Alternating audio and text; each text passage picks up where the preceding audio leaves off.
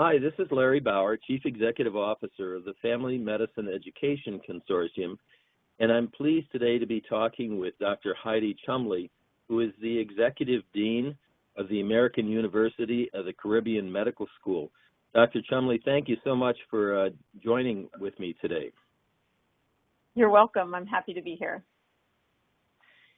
So, Dr. Chumley, you and I had a chance to talk when we were together in Washington, D.C. at a meeting, and you told me an incredible story that full of drama and full of chaos, and I thought people needed to hear about this because leaders of organizations need to be prepared for the range of disasters that are possible in our contemporary world, and you and your colleagues with the what you're calling the Irma adventure have, I think, a great story to tell. So maybe you could give the listeners some background about your organization and your role in the organization, and then tell them about the events related to the hurricane. Absolutely. So I am the Executive Dean at American University of the Caribbean. It is a university, a medical school that is nearing its 40th anniversary, and we are located on the island of St. Martin. That's where students do the first part of their education, after which they come to either the U.S. or the U.K. to finish their clinical rotations. And at any given time, we usually have somewhere between 800 and 1,000 students in St. Martin, on the island of St. Martin there, along with 30 to 40 faculty who are usually from the U.S. or other parts of the world, Europe, UK, Canada. And then we also employ around 200 people there in St. Martin. We are a U.S.-style medical school, and our graduates, our students take the USMLE exams. Our graduates go into U.S. Residency programs. About 85% of our students are American, about 10% are Canadian, and that is basically who we are. And we were about business as usual until the month of September last year, when on September the 6th, Hurricane Irma, a massive Category 5+ hurricane, passed directly over St. Martin. It was the largest hurricane that had been seen in the Caribbean for some time, and a very, very challenging hurricane for us to deal with. So, go ahead. What was it like? What was it like as the hurricane? You had some warning, and as it was approaching, what was that like? Yeah. Well, we do hurricanes in the Caribbean, and so we are used to hurricanes. We had not dealt with anything of this magnitude before. It was terrifying. We began tracking the storm 7 days out. We had very good information about the storm, military-grade information, if you will. And around 72 hours before the storm would be passing by us, the storm was anticipating to pass where we would feel substantial winds, but certainly not over us as a Category 5. But when there were only about 48 hours left before the hurricane hit, its path wobbled, as do hurricanes. And we knew about 48 hours before Irma passed over St. Martin that we would be directly in the line of destruction. We were nervous, and I have an incredibly good campus team, very good at preparing our campus and our facilities for hurricanes, and they were rapidly at the business of doing that as we were beginning to prepare. What we also had, though, were a brand new class of medical students who had just arrived, about 200 of them, many with family members, and no opportunity to get anyone off the island of St. Martin. So we knew we were going to have upwards of several hundred people who had never been to St. Martin before with their families, really who hadn't moved in, didn't have supplies, and we went about trying to figure out best ways to work with them, take care of them. We were at a break in our semester as the new group was coming in for orientation, so we had a number of students off island, a number of students on island, so we were rapidly trying to ascertain the location of every student during the break. We ended up finding before the storm and encouraging everybody to come into our facilities because we had great confidence that our facilities can withstand whatever the Caribbean Ocean can throw at them, but less confidence that the places where most people live could withstand the storm. And so we managed to get nearly 700 people into our medical education building, and into our medical education building and our dorm. Our dorm has about 100 rooms, and got people in and ready to withstand the storm together. So a little sigh of relief from my side. Now I'm in Miami. I'm going to be off the island during the adventure. A little sigh of relief that we have gotten people in. We've gotten our facilities all tightened up, chained up, taped up, boarded up, all of the things you do, supplies in place. And I was seeing from the school pictures of happy students doing what medical students do, all sitting together studying, awaiting for the storm. So a little sigh of relief right before. So what kind of give us a picture of what happened as the storm hit? Right. So as the storm was coming in, and this was the early morning of September the 6th, I stayed on the phone with my team on campus till about midnight the night before, tried to get everybody to get a little sleep. We knew the storm would be coming in.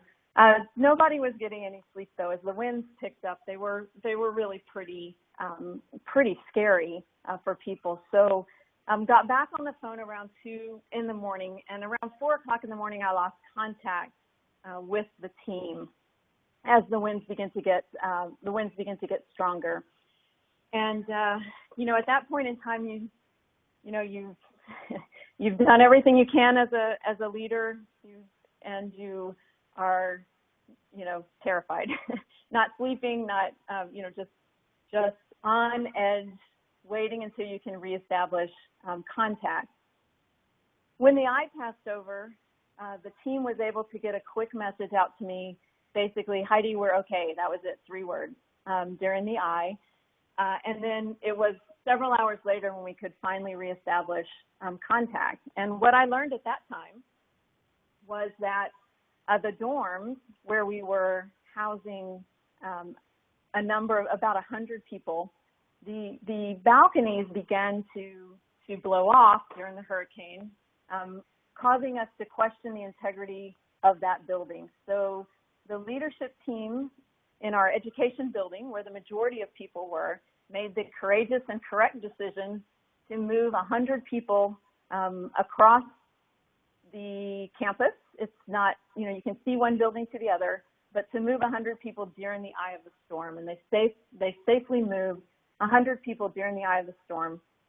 And the storm finished and passed, and we had no major injuries, which was all really good.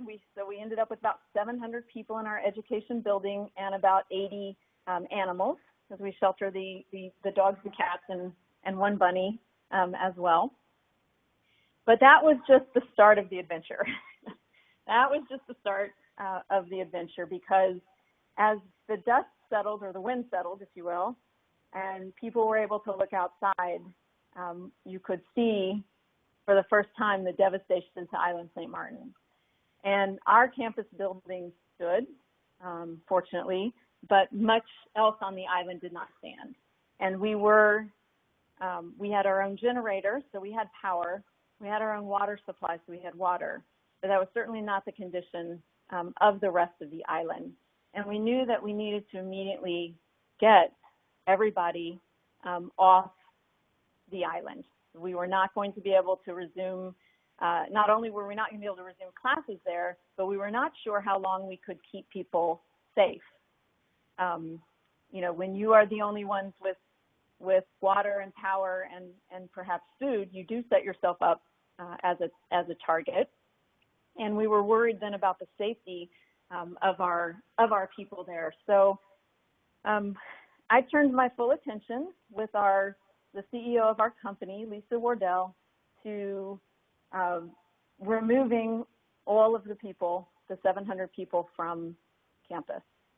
And it took us, we were removing students and their families and our faculty, and we were supporting our folks who lived in St. Martin to help them be able to stay there and recover. So we did manage to pull off a full-scale evacuation. We had U.S. military jets land and take a number of our folks back, which helped us. And then military jets took some people to Puerto Rico. We were able to get a few people on some private chartered planes. We had a boat go with some people to St. Kitts, which we then flew to Puerto Rico. And we ended up bringing everybody to Chicago. And I've never been evacuated by the U.S. military, but you don't get to bring anything with you. So we now have almost our entire population of students who are on the island at the time with their families in Chicago with a backpack of what any supplies they might need. So we have an entire group that we need to take care of in Chicago as we are trying to figure out what happens to the semester, to their medical school education, what's going to be happening. So it took us 6 days to get everyone off and ensure the safety of ensure that all of our students and faculty were safe. It took a while to find some people who hadn't sheltered with us. So it was like running a code for 6 days, Larry. For the physicians listening in, it was an extreme amount of high stress crisis mode for 6 days straight. Wow. So given that level of pressure and that duration, that would test the mettle of quite a few individuals, but also trying to coordinate a team of people. Could you talk a little bit about that, what that was like? Yeah, absolutely. And it was really hard. And I certainly look back and think of there are some things I would do a little bit differently. But one of the things I think really helped me was my training as a physician and my training in primary care, because you're just very used to dealing with situations that have an incredible amount of ambiguity. You're very used to dealing with situations where you need expertise from a whole number and different types of people, other specialties, other healthcare providers, and pulling them all together towards a single goal. So I had a lot of that. I was able to call upon a lot of my experiences in medicine to really help us come together and pull together. And our tasks were pretty simple. It was first safety, and second, it was continuity. Let's find a place to have school. So, while I was working with the CEO of our company to get everybody out and safe, I asked my chief academic officer, who's Dr. Julie Taylor, also a family physician, to find us somewhere else in the world to have medical school. That was the only restriction I gave her, is that it needs to be on our planet. You can look anywhere on our planet, and we'll figure out how to make it happen there. So she began, again, just really well, you start pulling people together, start trying to figure out what your options are. Your group grows, but you have people completely focused on one initiative, and that is finding a place that we can hold class. So they created a short list of 3 places. We could perhaps stay in Chicago. We could put students on a boat in the Caribbean, or we could go to the UK, where we had found a willing partner. And all of those solutions had an incredible number of challenges with them, but we decided to go with the UK option. And one of the things I think is really important is that in a crisis, you have to work parallel solutions right away, but you also have to choose a winner as soon as you can and focus people's efforts on that, because you're going to be moving really very, very quickly. You don't have time to make sure everything's going to work out before you choose a direction to go. Again, a lot like medicine, but you've got to choose the direction, and you've got to go, and then you've got to manage all the obstacles that come along your way. So we chose the UK, and so essentially what this meant was we were going to take our medical school and move it to another country, and we were going to do it in 9 days. And we had to do it in 9 days. 9 days. Did you say 9? Like 9. Oh my 9 God. days. 9 days. Okay. And we had to do it in 9 days because that was our date by which, if we did not get the students re-enrolled in school, they would lose their funding, their Title IV funding for their classes, which included all of their living expenses. So they were reliant on that money. They had planned on that money. It's a big deal for everybody to have to rechange their financial situation that much with no notice. So 9 days is what we had, and the logistics were crazy, unbelievable. We had to allow people to get into another country. Our students had to be allowed to go there. Our faculty had to be allowed to go there. Our faculty had to be allowed to work there. We had to find places for them to stay. We had to reset our curriculum so we could deliver the same curriculum in a whole different set of facilities. And at all the while getting permission from all of our accrediting and approval agencies to go and do that. And obviously that takes a huge team, and not only the AUC leadership team, but also our parent company, Adtalem, just, all resources we needed, all people we needed, all expertise we needed came our way and worked hand in hand with us to be able to do that. So just a comment, just what a remarkable story. Had this storm hit the U.S. and taken out Miami or another city with a medical school, it is hard for me to imagine that a school in the U.S., even though you didn't have the issue of getting people off the island and the military rescue piece, it's hard for me to imagine that a medical school could pull that off in that amount of time. But maybe I'm wrong. Well, I tell you, everyone I tell the story to tells me something similar. They were very surprised we didn't have to close school. It is really hard to fathom being able to do that. And if we could have moved within a state or within the same country, that would have solved a lot of the logistical problems. So having to move to another country was really really a staggering ordeal. And we are very grateful to our partners at UCLan, University of Central Lancashire, who was our host school. They are an undergraduate institution there in Preston, UK, which is about an hour north of Manchester. They have a medical school there that's a UK-style medical school that is in, I believe, its third year of its 5-year program. It's brand new, just started.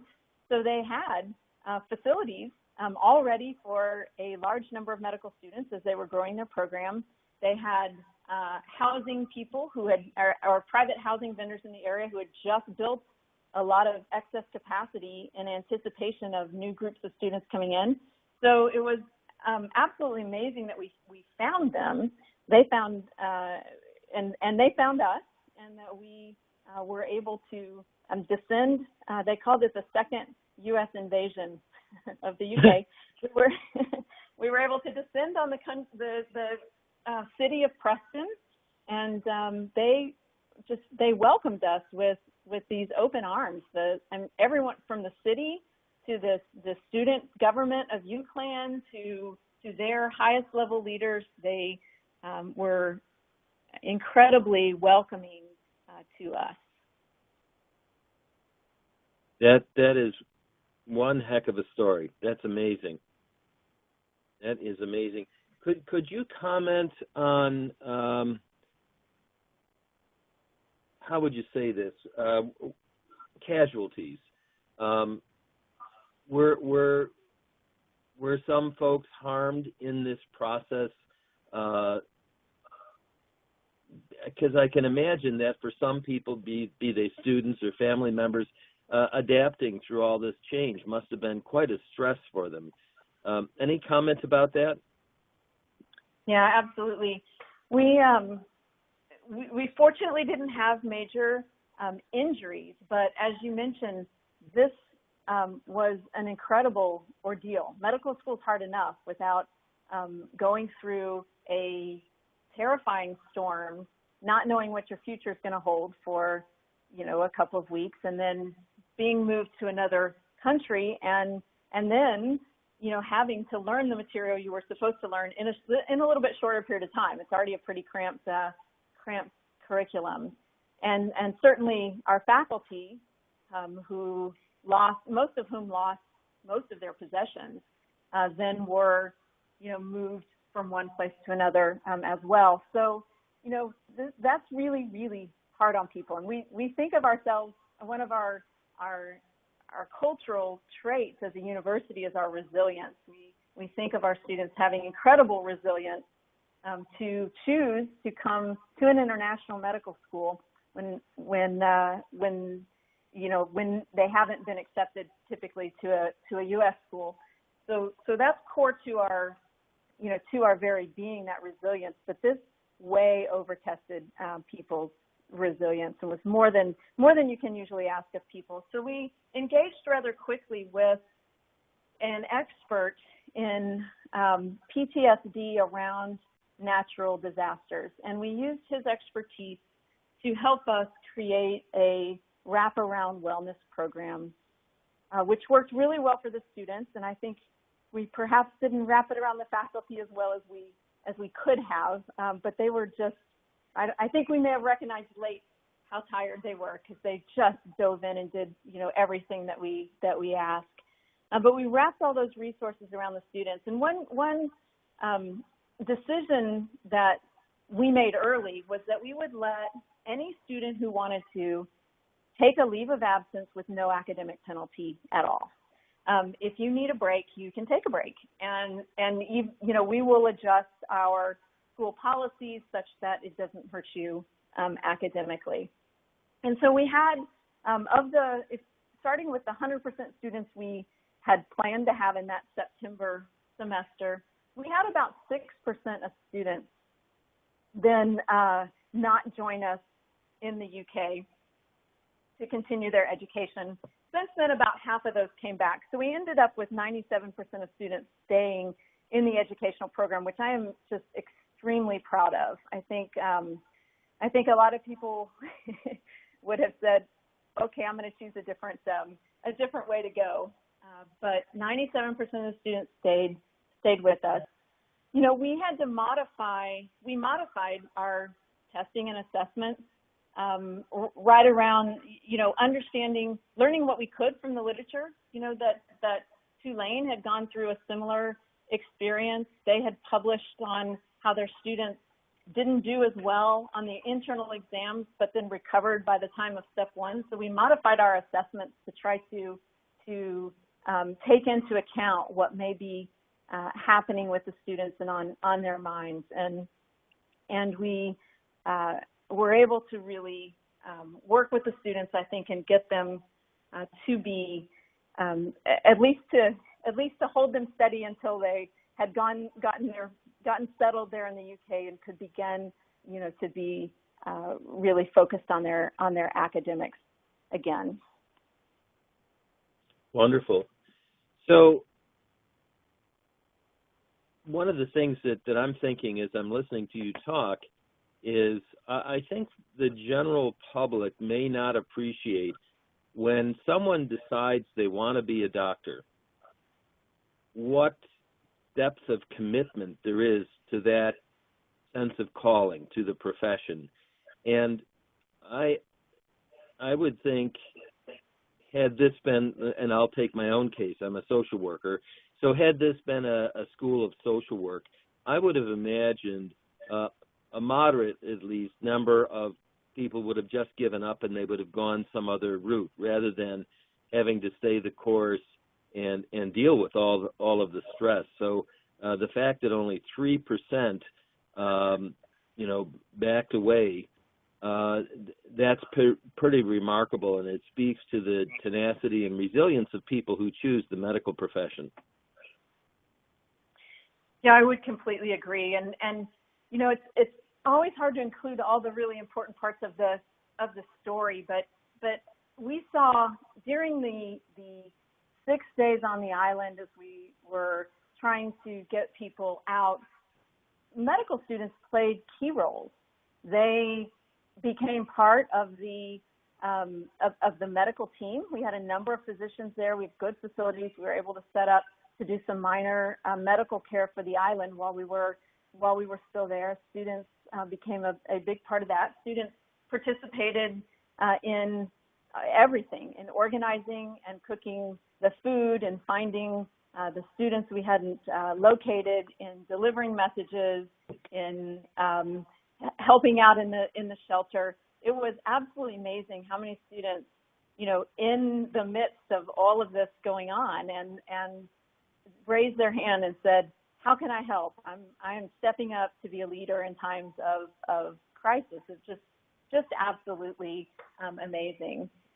And then to your earlier question about, or your earlier point about the type of person that goes into medicine, it is really challenging to get into medicine, and you know, we know that probably you know, if you think about all of the students who take the entrance exam for medicine, which is of course only one of the ways you measure people's success, but one that's probably overused in the U.S., you see that really you've got to be in that top 20% to have a really good shot getting to school in a U.S. allopathic medical school. We take students who are who score in a much different place on that entrance exam, but have these amazing life stories, experiences, all of the things we want our doctors to have. They've got leadership qualities, they've had international experience, they've had service experiences, and I think part of our success, maybe a lot of our success in this Irma adventure, has to do with the type of students that we have at AUC, and the students who, you know, perhaps don't do as, you know, in the top 10% on a multiple choice test, but they certainly do in the top 10% of the very important things in life. That is wonderful to hear. Could you comment on the aftermath? Here we are in the summer of 2018. Where's your school now? Where are the students now? And what are the plans for return to the Caribbean? Absolutely. So that's the back half of a really amazing story. St. Martin itself is quite a resilient island, and within 4 weeks within 2 weeks actually, had the healthcare system back up and running. And remember, it's a largely primary care healthcare system on a small island, with the exception of dialysis. They could not ensure that the water was clean enough for the dialysis to take place. It was about 6 weeks before airplanes could land and about 8 weeks before cruise ships began coming. But they got their island stabilized really very quickly. And we were able to bring a group of our students back to St. Martin in January. So, one of the things that I strongly believe is that, wherever a medical school exists, there should be good effects for the populations around the medical school. I see that as part of the social responsibility of medical schools. And it was really important to me, to AUC, to our leadership, that we were part of St. Martin's recovery. And we knew coming back, being able to come back, would really help spark recovery, because it's a lot of people who come and eat at the restaurants and use the services and et cetera. So we continue to employ all of our employees there. That was a really, I think, important decision to make, and something we owed. We certainly owe to treat your colleagues well. So we kept them employed, and they worked hard at getting everything ready. And we brought our students back in January, and it was reasonably smooth. We under-anticipated how long it would take for everyone to get their internet established in their new places, because there were like 2 technicians working, and they just went one by one to 400 people so they got them done. So it took a little while to get everybody's internet back up and running. But other than that, we got people back into living quarters that we had inspected, that we had tested for mold, to ensure, as best we could, students' safety and well-being. And so the first class came back in January, and the day of the first class was this remarkable rainbow, double rainbow that was positioned almost exactly over the school. It was the most amazing photo. I'll have to show you sometime. But a rainbow there, which always gives you a good feeling. So we came back in January. We let the students so we brought a couple of groups back from the UK. We left a couple of our semesters of students. We have 5 semesters in our medical science. So we left a couple of semesters of students there in the UK, and we ran a dual campus, one in St. Martin, one in the UK, for the January semester and for the May semester, which is the one that we're currently in right now, just to minimize the amount of movement of the students. It's not easy to go back and forth across the pond. So we moved people back once who would be there for another year, but everyone else we let stay across the pond in Preston. In September, when we start our September semester, we'll have all of our students again back in St. Martin, and we have had the island continues to recover. It's certainly a very different island than it was before Irma. You can still see destruction everywhere, but one of the most things that just really warms my heart is we have a number of community partners there. They're in St. Martin. We promote service as a very important part of being a physician. And so we have community action days every semester. And since our return to St. Martin, even with lower numbers of students, we've had more participation in community action days than we ever have. And it is just amazing to see the future physicians out, hand in hand with the community, helping them on the things that are most important to them, particularly after Hurricane Irma. Wonderful. So maybe to bring things to closure, could you offer your thoughts? Let's say you got a chance to speak to a room full of academic leaders, medical school deans, department chairs. What do you want to pass on to them that may help them should they experience some kind of major disaster? Oh, I would love to have that opportunity. I think I learned an incredible amount. So let me start with this one. I have several, but I would say your ability to manage a crisis starts before the crisis, and it's not only in the plans for the crisis. We have since then, since Hurricane Irma, hired the Deloitte crisis management consulting group, who came in and helped us rewrite our hurricane plan. It is a much better playbook now to manage hurricanes in the future than before. So there's that piece. But and I think you picked up on the theme, kind of throughout this, that we had an incredible amount of help from a lot of people, from our UCLAN partners, from the community members in St. Martin, even as well. And your ability, I feel strongly that part of your ability to be able to manage a crisis is to have been a good partner with the people that you work with. And I think sometimes, certainly a lot more in the past than recently, but in academia, we've stood apart from people sometimes instead of standing with and beside them. And boy, when you need them and when they need you in a crisis, it's much better if you've already developed those relationships. People knew our values, they knew what we stood for. We were able to find common ground very quickly, work through things. So I would say that being able to manage a crisis really happens, long before the crisis comes.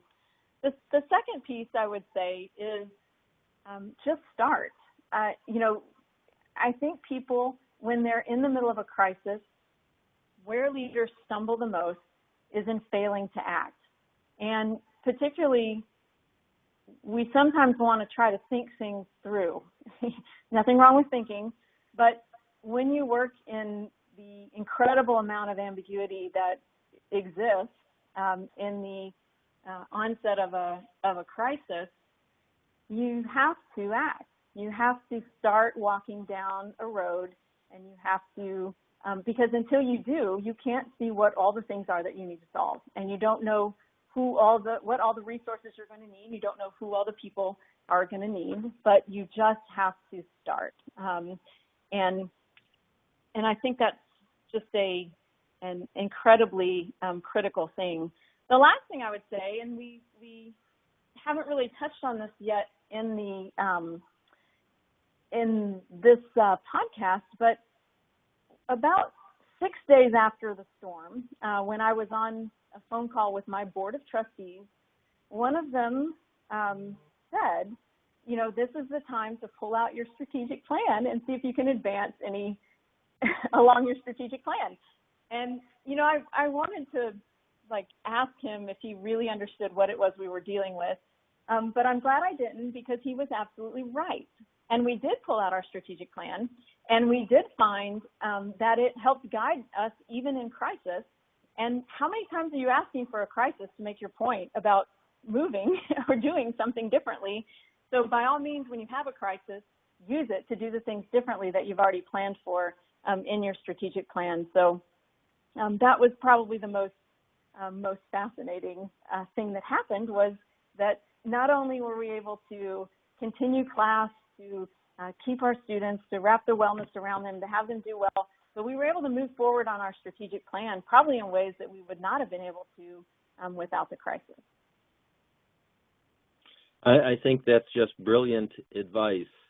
And while you would never seek or want or pray for a crisis, if it provides that breakthrough opportunity, best to seize the moment and to have the wisdom to act boldly.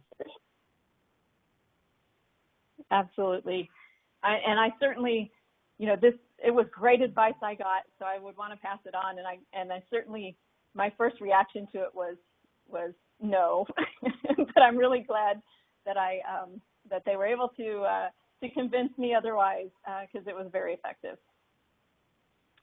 So, Dr. Chumley, you have not really said anything about yourself, so I'm going to take this opportunity because I know you and I know Dr. Taylor.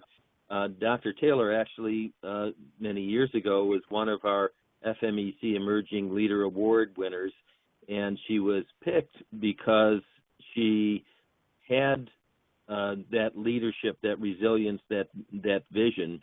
And I will just say this, it's been my experience knowing both of you that your skill set, your adaptive capacity, your resilience, and your determination to make sure that the people were taken care of in the fullest sense is at the core of what I'm hearing of how your organization responded to this crisis. So I'll just put that out there and say thank you for being who you are and the courage to respond to the situation. Thank you. I appreciate that. And, there were certainly, besides myself and Julie, another very well-known person in family medicine, Dr. Mark Quirk, key part of our leadership team, actually on island during the crisis, as one of our leaders, really helping with communications and keeping some level of calmness. Doesn't always stay calm, but some level of calmness. So I do very much believe that the discipline of family medicine has has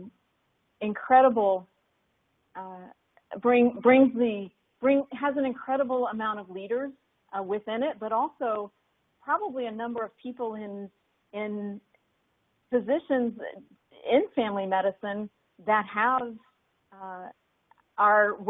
kind of, without them knowing it, really honing their higher level leadership skills just by what they do really every day. And I think there is a lot of need in our world and in our profession, in academics, for leaders that have a lot of the skills that family medicine teaches you. Teaches you to quickly form rapport with just about any type of person, and to juggle competing demands, and to deal with wide ranges of emotions in very short periods of time, and just many other things that I think as you become a family doctor, you don't really realize how unique and special those characteristics are and how helpful they are in leadership. Well, Dr. Chumley, thank you very much. I'm going to bring things to close here. Thank you for sharing this story, the Irma adventure. And I'm assuming that it would be okay if people want to reach out to you, that we could provide your email address and they can reach you to talk about this if they'd like? Absolutely. Be happy to do that. Great. Thank you very much.